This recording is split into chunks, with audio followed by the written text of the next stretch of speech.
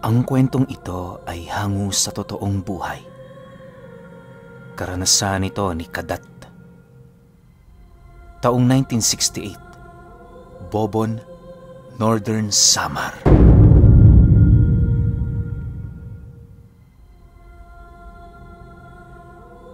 Itong mga panahong ito, kasalukuyang isang mananahi itong si Kadat. Bagaman lalaki, hindi maipagkakaila ng kanyang mga kababaryo ang kanyang kahusayan pagdating sa paghahabi. Masikretong tao itong si Kadat, gawa ng masyado siyang mailap kahit sa kanyang mga kababaryo. Tuwing may pista nga sa kanila, siya lamang ang bukod tanging hindi dumadalo. Bagaman ganon ang kanyang pag-uugali, kinagigiliwan naman siya ng iilan. Sa murang edad niya kasi at sa husay niya sa paghahabi ng damit, maraming dilag sa kanilang lugar ang nahuhulog ang loob sa kanya. Dahil sa napakakisig nitong si Kadat, kung kaya't sa tuwing tumutungo siya sa sentro, halos siya na lamang ang pinagtitinginan. Hindi naman niya pinapansin ang karamihan sa mga dalagang yon, gawa ng magmula noong namatay ang kanyang dalawang kapatid at kanyang mga magulang, ipinangako na niya sa kanyang sarili na habang buhay na siyang mag-isa. Para kay Kadat, matagal na ring patay ang kanyang puso para tumanggap pa ng ibang tao sa buhay. Isang ordinaryong tao lamang si Kadat kung iyong titingnan sa normal na aspeto. Ngunit lingid sa kaalaman ng karamihan, ang kahusayan at kagandahan ng katawan nito ay nagagawa niyang makuha sa isang bagay na ipinamana ng kanyang ama sa kanya. Buong buhay ni Kadat, itinago niya ang sikretong yon hanggang sa dumating ang puntong nakakilala siya ng isang bata na palaboy sa kanilang baryo. Agad nitong nakuha ang loob ni Kadat sa kadahilan ng kamukhang-kamukha nito ang kanyang yumaong kapatid. Kahit alam niyang hindi niya yun kadugo, hindi niya mapigil na yon ay tulungan. Sa bawat araw na dumaraan, palagi niyang binibisita ang batang yon na nakatira lamang sa merkado. Dinadalhan niya ito ng pagkain at kinakausap ukol sa mga bagay na nais nitong gawin.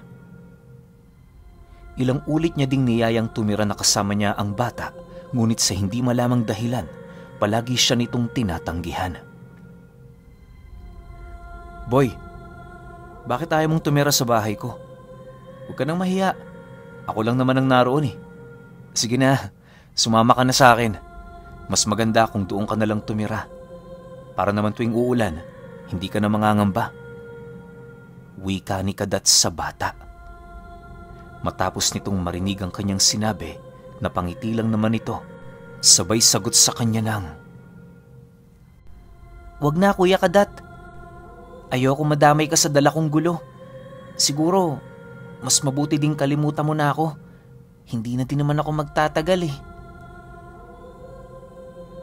Nang marinig niya ang sinabi ng batang yon, doon niya napagtanto na hindi biro ang sitwasyong kinakaharap nito. Sa ayaw at sa gusto ng bata, sapilitan niya itong dinala patungo sa bahay niya. Habang binabagtas nila ang daan, hindi naman yon nakapumiglas sa kanyang pagkakahawak na para bang nais din itong magkaroon ng taong makakasama.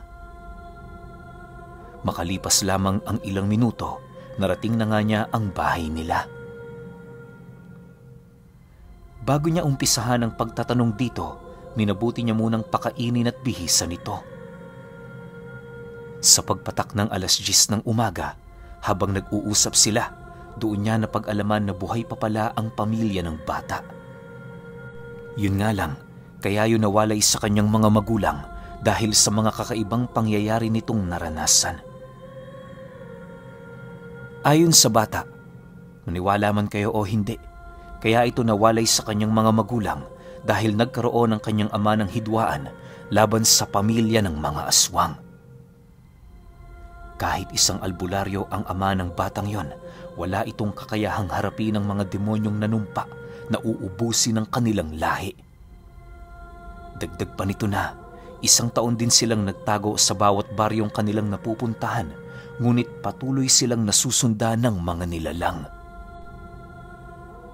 Nang maghinala na ang kanyang amang merong tanim na sikreto ang mga aswang sa kanila, nagpasya yung paghiwa-hiwalayin silang magkakapatid. Dahil sa pangyayaring yon, kaya na may napadpad ang bata sa kanilang baryo. Matapos itong marinig ni Kadat, doon niya napagtanto na kinakailangan niyang iligtas ang bata anuman ang mangyari. Hindi niya kasi maatim na makita yung nasasaktan, lalo pat kamukhang kamukha talaga ito ng kanyang kapatid na Yumao.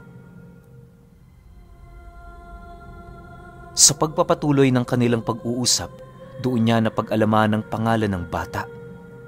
Ayon kay Kadat, nasa 13 taong gulang pa lamang ito noong mga panahong yon. Dahil sa seryosong pag-uusap nila noong dalawa, kaya na may hindi nila namalayan na mag-aalauna na pala. Nang maramdaman ni Kadat na medyo nagugutom na siya, dali-dali niyang hinawakan sa balikat ang bata habang nagwiwika ng, "Nasyo, mamaya na natin ipagpatuloy ang ating pag-uusap. Kumain muna tayo. Huwag ka mag-alala. Kahit nalaman ko na tungkol sa iyong pagkatao, mananatili pa rin ako rito. Ako nang bahalang kumaharap sa mga nilalang na humahabol sa iyo." Nang masipat naman ni Nasyo ang seryosong pagmumukha ni Kadat, wala na yung nagawa kundi ang manahimik. Sa paglipas ng mga araw na magkasama silang dalawa, tila ba unti-unti nang naiibsa ng kalungkutang nararamdaman ng bata.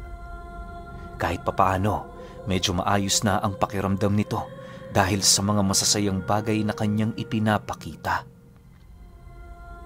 Paulit-ulit ding inilahad ni Kadat kay Nasyo na mahihirapan ng mga nilalang na pumasok sa kanyang tahanan, lalo pat gawa ito sa konkretong materyales.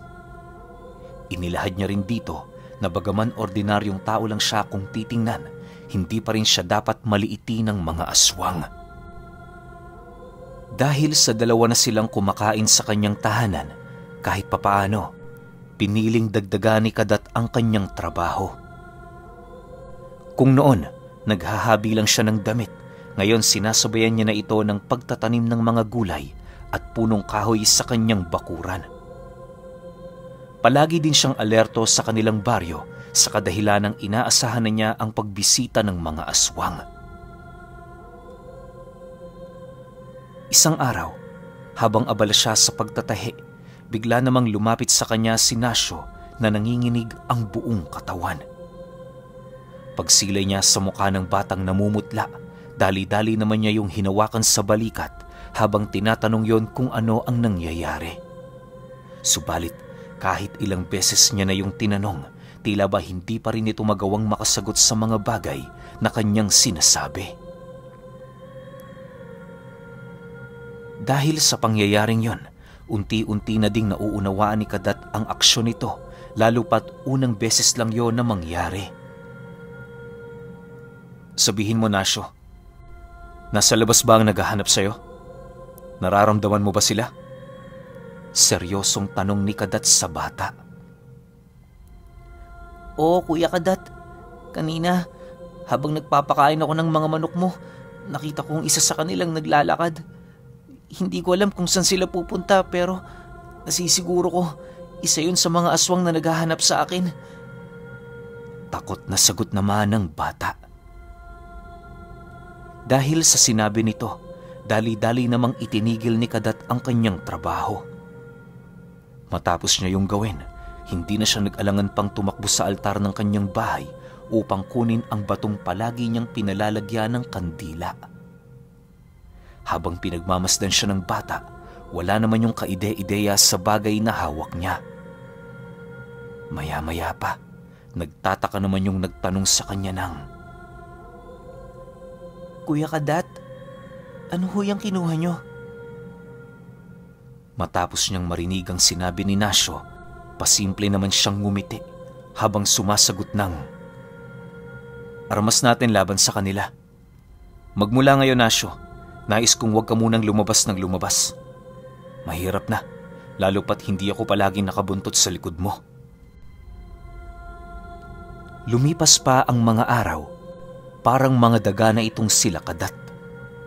Hanggat maaari, umiiwas sila sa gulo, lalo pat alam niya sa kanyang sarili na maraming madadamay kapag nagkataong nagkasalubong na ang kani-kanilang mga landas.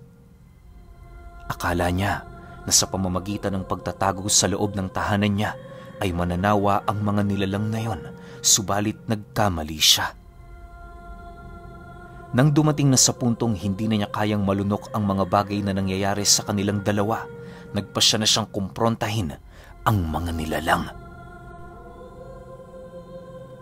Isang hapon, pagbukas ni Kadat ng pintuan ng kanyang tahanan, nasipat niya ang isang lalaking nakadungaw sa bakod ng kanyang bakuran. Nanlilisik ang mga mata nitong nakatitig sa dingding ng kanyang bahay na para bang meron yung masamang pakay. Matapos niyang masilayan ang panauhing yon, hindi na siya nag-alangan pang lapitan ito, lalo pat bahay niya ang tinitiktika ng nilalang. "Anong ginagawa mo rito sa bahay ko?" Galit na tanong ni Kadat sa lalaki. Nang marinig naman ito ang kanyang sinabi, dali-dali naman yung tumalikod na para bang wala itong naririnig.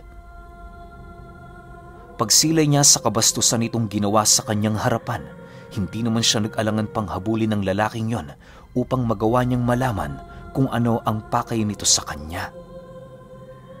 Pero paglapit niya dito, imbis na kausapin siya nito ng maayos, humagikgik lang yon na para bang merong nakakatawa. Dahil sa ginawa ng panauhin, walang pag-aalangan naman niya yung sinapak at inundaya ng tadyak. Kung wala ngang nakakita sa ginawa noon ni Kadat, malamang sa malamang nagmumug ng buhangin ang lalaking yon. Habang inaawat sila ng kanyang mga kababaryong napadaan sa lugar, panay naman ang pagtawa ng lalaki habang patuloy na nakatitig sa kanya. Nang medyo makalayo-layo na ito, nakangisi naman yung nagwika sa kanya ng, "Binigyan mo lang kami ng rason para madamay ka. Sige, yan ang gusto mo, hindi ba? Huwag kang mag-alala.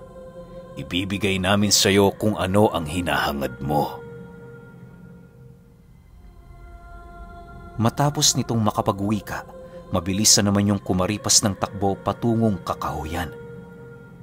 Sa pagkawala nito, agad naman siyang kinausap ng kanyang mga kababaryo, subalit pinili niyang magsawalang imik sa mga nangyari. Lumipas pa ang mga araw, matinding paghahanda na ang ginawa ni Kadat. Upang hindi na mabahala si Nasyo sa bahay niya, ipinagtapat niya dito na ang batong kanyang dinadasalan at dinidibisyonan ay isang uri ng mutya na merong kinalaman sa sinulid. Ayon kay Kadat, ibinigay ng kanyang ama ang mutyang yun sa kanya sa mga huling sandali ng buhay nito. Bagaman hindi pagaanong kalawakan ng kanyang karunungan sa paggamit ng mutya, nasisiguro niyang may sapat na siyang kakayahan para gamitin ito laban sa mga nilalang na nasa panig ng kaliwa. Naniniwala din itong si Kadat na sa oras na mabuhay na niya ang kaisipan ng gabay ng mutya, magiging maayos na ang lahat. Sa loob ng isang linggo, tanging pagdadasal lamang ang kanyang ginagawa. Hindi na rin nila gaanong nakukumpleto ang 3 beses na pagkain sa isang araw, gawa ng wala siyang oras para magtinda ng mga damit na kanyang hinabi. Hindi naman niya maaaring utusan si Nasyo sa kadahilan ng napakaraming mga aswang ang umaaligid sa kanilang tahanan. Pagpatak ng araw ng Biyernes, labis naman ang sayang naramdaman ni Kadat nang masilaya niyang bumalik na sa dating kulay ang mutyang kanyang tinatangan. Magmula kasi noong inihimlay niya ito sa altar, kusayong nagkulay itim na bato dahil sa hindi niya yun gaanong nadadasalan.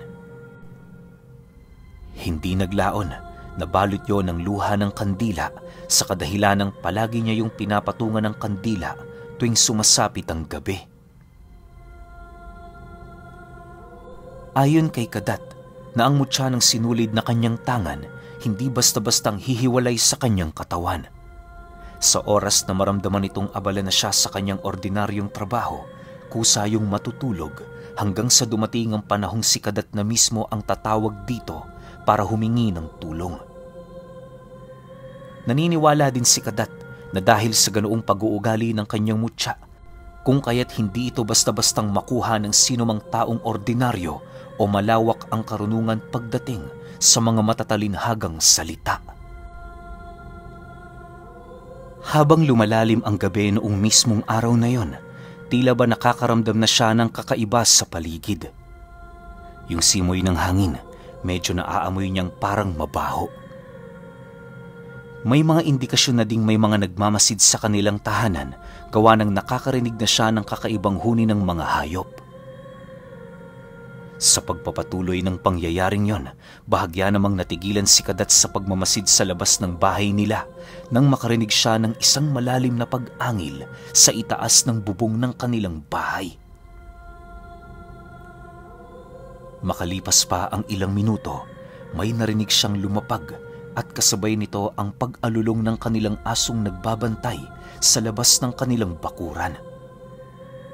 Hindi naglaon, tumakbo na din ito na parabang meron yung nasilayang kakaibang nilalang. Maya-maya pa, nang muli na namang tumahimik ang paligid, nakarinig na naman siya ng mga pag-uusap di kalayuan sa labas ng kanilang tahanan. Siguradong sigurado si Kadat na sila ang pinag-uusapan ng mga ito, gawa ng paulit-ulit niyang naririnig ang kanyang pangalan. Dahil sa pangyayaring yon, inabisuhan niya si Nasyo ng mga bagay na kinakailangang gawin nito.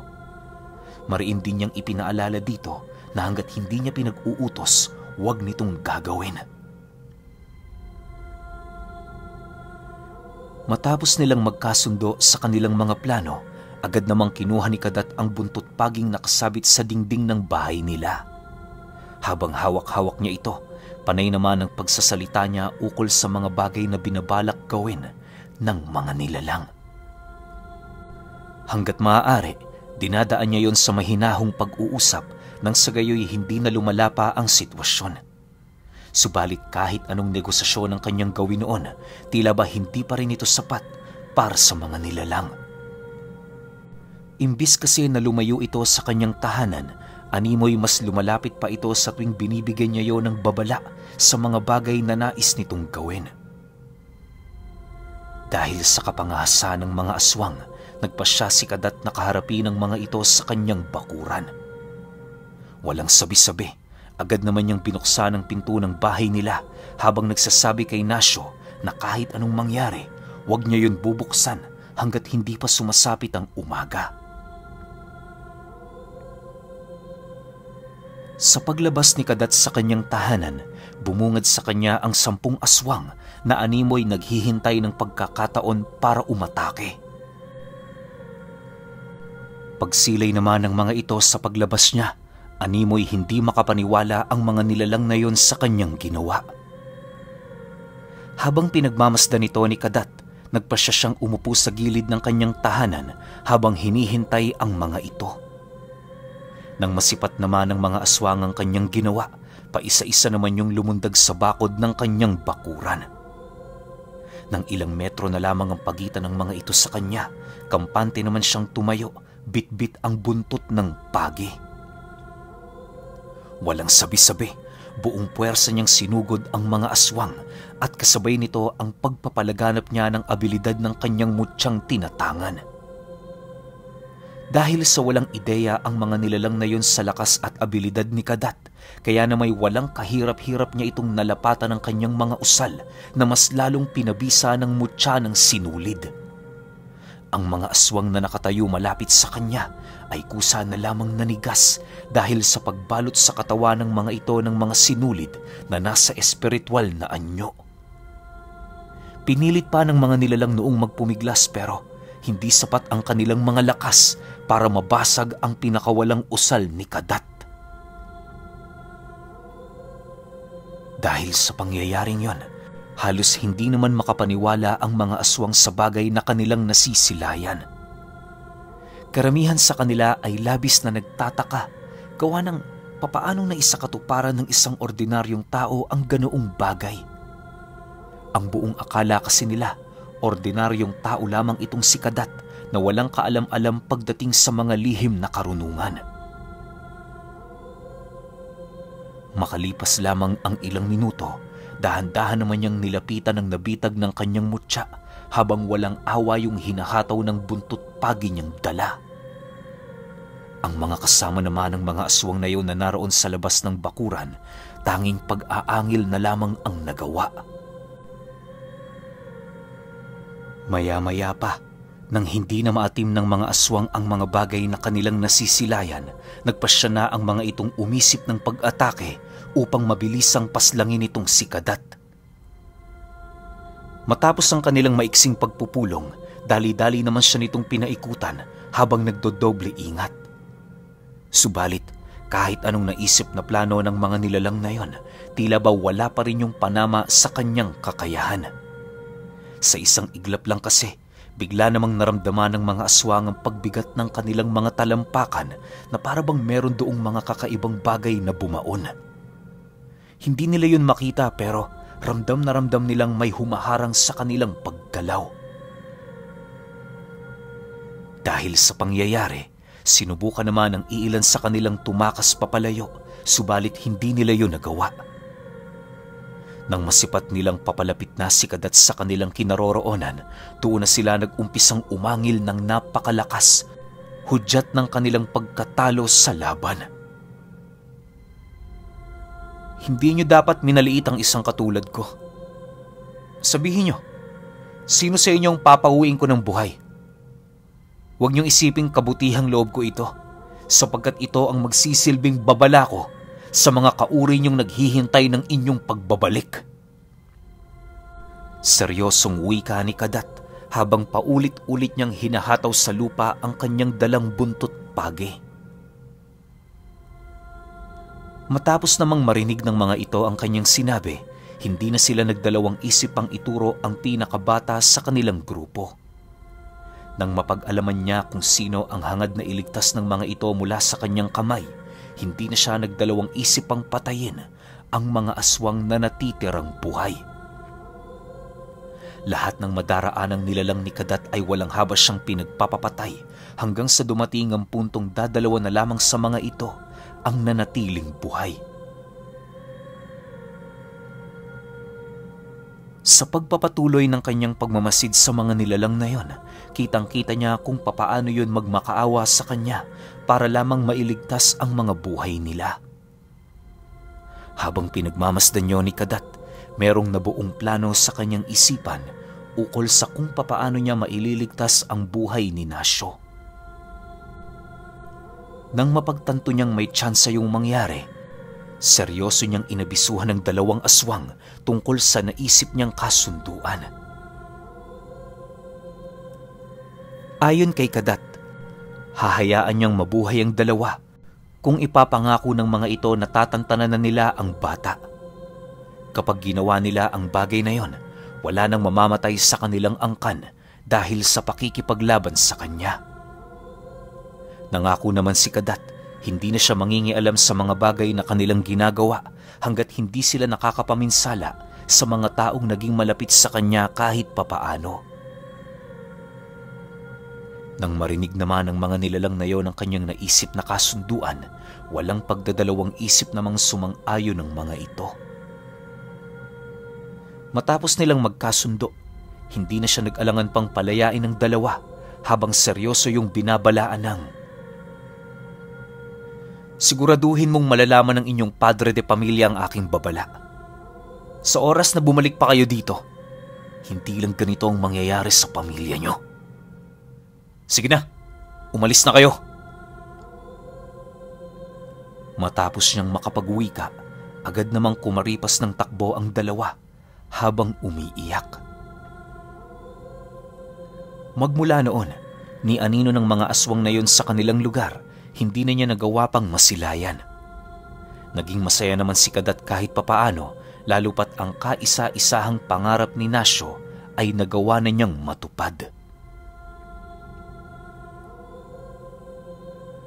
Sa paglipas pa ng mga taon, nabuhay silang masaya at abala sa kani-kanilang mga trabaho. Habang lumalaki si Nasyo, Unti-unti naman siyang pinamulat ni Kadat sa larangang merong kaugnayan sa mga lihim na karunungan. Maigi naman niyang tinutukan ang bawat pagsasanay na ginagawa nito upang maging handa sa mga pangyayaring matagal na niyang naranasan. Kahit papaano, masaya naman itong si Nasyo dahil sa nagawa siyang matulungan ni Kadat noong minsan siyang hinahabol ng mga aswang na nakaalitan ng kanyang ama. Magmula din ang namulat na siya sa mga lihim na karunungan, lahat ng mga buhay na kataga na merong kinalaman sa mga kabal ay maigi niya ding itinatak sa kanyang isipan. Lalong-lalo na kung ito ay merong kinalaman sa mutya ng sinulid.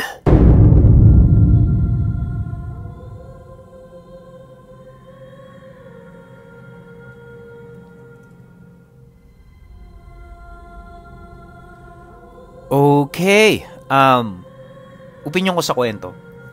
Sa buong buhay ko na may mga konting alam pagdating sa mga ganitong bagay, ngayon ko lang narinig yung mutya ng sinulid. Ang tanong ngayon, galing ba talaga yan sa mismong sinulid yung ginagamit natin sa pangtatahe o panghahabi? O galing to sa pinagmulan mismo ng sinulid? Kasi para sa kaalaman ninyo, maraming pinanggagalingan yung sinulid eh. Yung iba sa hayop, yung iba sa halaman. Kung di nyo na itatanong, meron din galing sa katawan natin mismo. Pero di ko nababanggitin kung ano yun. Yun nga, saan kayang galing, di ba? Kasi para nakakapagtaka. Ako pakiramdam ko, base sa kakayahan ng sinulid, pwedeng galing to sa pinya o gagamba. Dun sa dalawa. Sa akin lang. Dun lang yung nakikita kong pwedeng pagmulan na itong sinulid. Siguro tinawag lang siya na mutya ng sinulid dahil siguro itsura nito gahibla. Pero kasi bato eh, di ba? Bato, sinabing bato eh. O nga no? Siguro pwedeng sa pinya nga galing to o sa gagamba. Doon lang sa dalawa yung pinagpipilian ko. Kayo, meron ba kayong ideya kung saan pwedeng nanggaling talaga yung mutya ng sinulid? Kasi kung titingnan natin bawat anggulo, sobrang dami nitong pwedeng panggalingan. Baka yun lang talaga yung tinawag sa kanya. Kasi alam ko hindi siya pwedeng manggaling talaga sa mismong sinulid na ginagamit nating pantahe eh. Siguro kung saan talaga nagmula yung sinulid na yun. Yun naman eh, para sa akin lang. Pero kayo, kung may opinion kayo sa kwentong ito, comment nyo lang sa baba. Yun lang. Hanggang sa susunod na kwento. Salamat.